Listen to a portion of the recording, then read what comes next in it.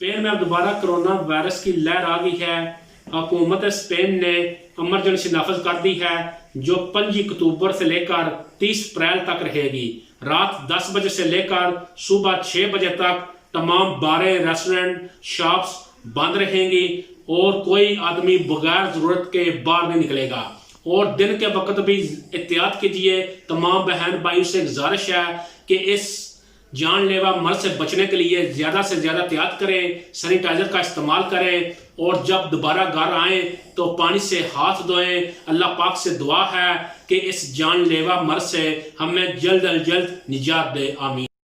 जी, Spain की government ने दोबारा से यहाँ कर्फ्यू लगा दिया है और इस दफ़ा जो है बहुत सख्ती की गई है। रात को 10 बजे से लेकर सुबह 6 बजे तक कोई भी घर से बाहर नहीं निकल सकता और तमाम कारोबारी ज़िंदगी, तमाम दुकानें और किसी भी किस्म का कोई भी काम नहीं होगा और कोई भी बाहर इवन वॉक करने के लिए भी नहीं निकल सकता।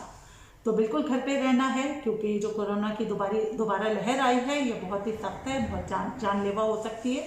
तो ये एहतियाती तदाबीर के लिए ये कदम उठाया गया है। हर लम्हा हर खबर शान से